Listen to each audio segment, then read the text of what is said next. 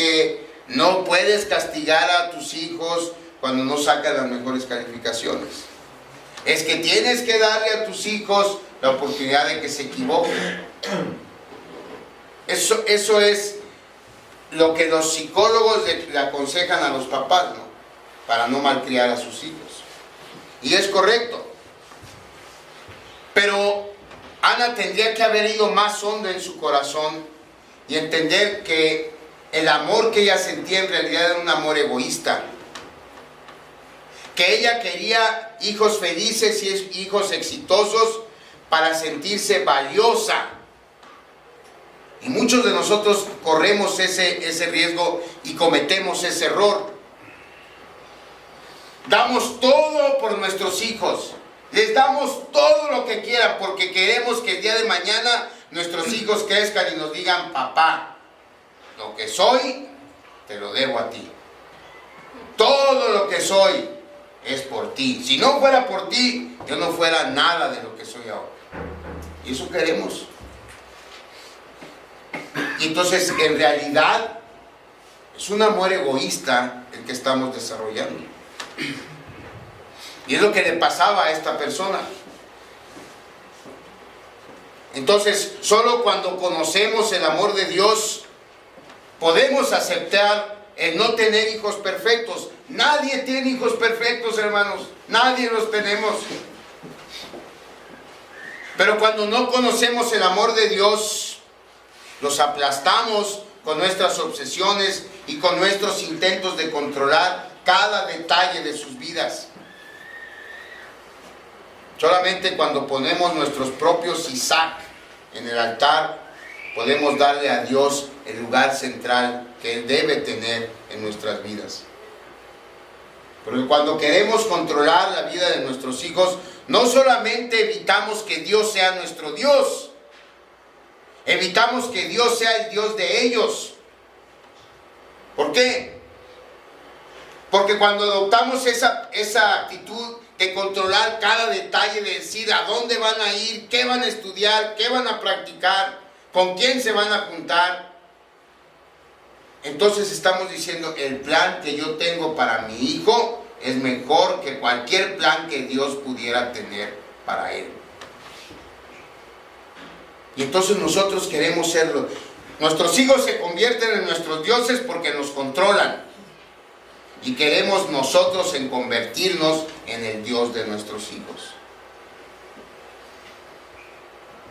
Lo que necesitamos entonces es seguir a Abraham, subir con él al monte y darle a Dios el primer lugar en nuestras vidas. Confiar en Él en cuanto a nuestros hijos, dejando que fallen, y encontrar nuestra paz en el amor y en la voluntad de Dios. Porque en el caso de Abraham, solamente después de ese viaje, Abraham pudo amar a Isaac de la manera correcta. Porque si Isaac se hubiera convertido en el centro de la vida de Abraham, si Isaac se hubiera convertido en su mayor gozo, en su principal esperanza, entonces o lo habría disciplinado en exceso porque necesitaba que su hijo fuera perfecto, o lo habría disciplinado muy poco porque no podría soportar el enojo de su hijo, o ambas cosas.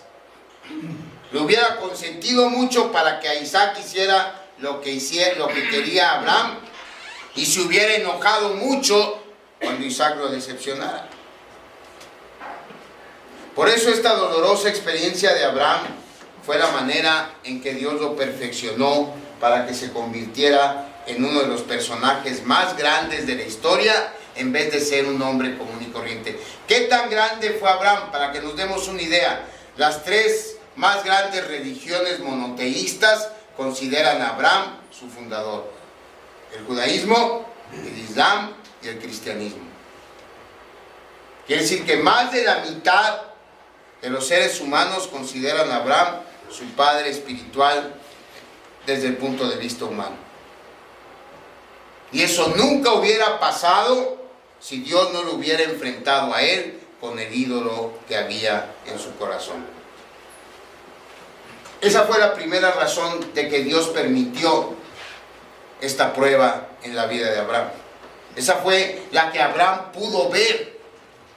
Abraham pudo entender que solamente cuando su vida aprendió a depender de Dios y cuando el amor de Dios fue suficiente para Abraham como para estar dispuesto a prescindir de la vida de Isaac, pudo comprender el amor tan grande y la gracia tan grande de Dios en quien había creído. Pero dijimos, hay otra razón, una que Abraham no alcanzó a vislumbrar. Y la pregunta es, ¿por qué Abraham no fue sacrificado? Es decir, si decimos que la vida de Isaac iba a pagar por los pecados de Abraham y de su familia, los pecados ahí estaban. ¿Cómo es posible que un Dios santo y un Dios justo hubiera pasado por alto el pecado de Abraham y de su familia? No lo hizo. ¿Qué pasó? Se había ofrecido un sustituto. El sustituto fue el carnero.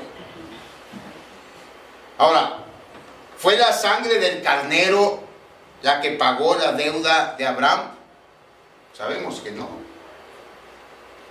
Muchos años más tarde, en esas mismas montañas, porque eso es lo maravilloso del plan de Dios. Eso es lo perfecto del plan de Dios. El carnero que se ofreció como sustituto por la vida de Isaac era representante del sustituto que se ofreció por el pecado de ustedes y mío. Amén. Y lo más maravilloso de todo, y por eso decimos que el plan de salvación no lo pudo idear nadie más que Dios. Porque el monte Moria al que se refiere Génesis no es en realidad un monte, es una serie de montes que están alrededor de Jerusalén. La portada de su boletín es una foto de ese monte Moria, o de esos montes Moria. ¿Saben cuál monte, o saben qué monte es uno de esos montes de la cordillera Moria? El monte Calvario.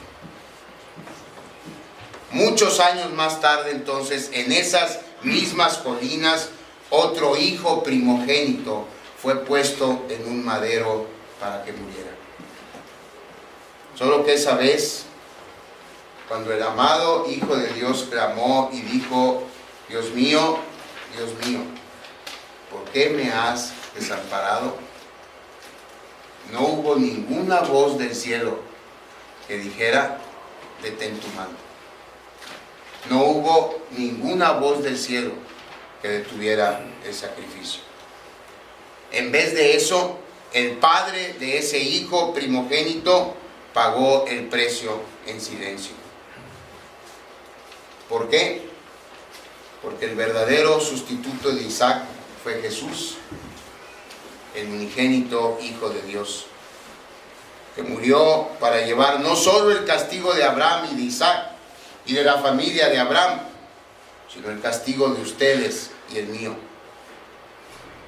Hay dos pasajes en la Biblia que claramente explican el significado de esta historia sobre Isaac. Uno es Primera de Pedro 3:18. Le voy a pedir que lo busque porque es importante que lo comprendamos bien. Primera de Pedro 3:18 y luego busca Romanos 8:32. Estos dos pasajes, si lo relacionamos con la historia de Isaac y lo aplicamos a la realidad del sacrificio de nuestro Señor, hace perfecta concordancia, hace perfecto sentido. Primera de Pedro 3:18. Porque también Cristo padeció una sola vez por los pecados, el justos por los injustos, para llevarnos a Dios, siendo a la verdad muertos en la carne, pero vivificados en el Espíritu. Porque también Cristo padeció una sola vez por los pecados, el justo por los injustos, para llevarnos a Dios. ¿Ve? El carnero no pagó el pecado de Isaac. El carnero era una figura que apuntaba al sacrificio de Cristo en ese mismo lugar. Y luego Romanos 8:32.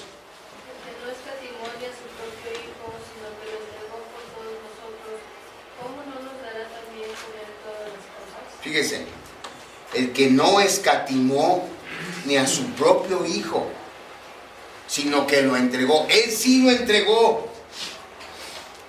A él sí no le dijeron, espérate, no lo mates. El Señor mismo Jesucristo luchó con esta decisión una noche antes en Getsemaní. El mismo Señor se enfrentó a esa duda y dijo, Padre, si es posible, no me dejes pasar por esto. Pero al final de cuentas, la actitud del Señor Jesús fue, no se haga mi voluntad, sino la tuya. El sermón lo titulé, ¿cómo deshacernos de nuestros ídolos? Entonces, ¿cómo podemos deshacernos de nuestros ídolos? No es repitiendo, hermanos, expresiones abstractas como Dios es bueno, Dios me ama, Dios tiene el control. No es así. Es experimentando realmente ese amor de Dios. Experimentando que tenemos un valor incalculable para Él. Y en esa seguridad podemos enfrentar lo que sea que la vida nos lance. ¿Cómo? Vamos a invertir los papeles. ¿Cómo supo Dios que Abraham lo amaba? Obedeciéndolo. Porque no le rehusó a su hijo, ¿cierto? ¿Cómo sabe usted que Dios lo ama? Porque no le rehusó a su hijo. Él entregó a su hijo unigénito por usted. Si con eso no nos convencemos de que Dios nos ama, no sé cómo nos vamos a poder convencer. Cuando nos damos cuenta de la magnitud de lo que Dios hizo, finalmente nuestro corazón puede descansar en Él y en ninguna otra cosa más. Amén. Jesús es el único que le da sentido a esta historia. La única manera en que Dios puede ser al mismo tiempo justo y exigir una deuda por nuestro pecado, porque la deuda está presente. Nosotros le debemos a Dios una deuda incalculable por nuestro pecado. Es una deuda que no solamente no se puede pagar, sino una deuda que día con día aumenta más.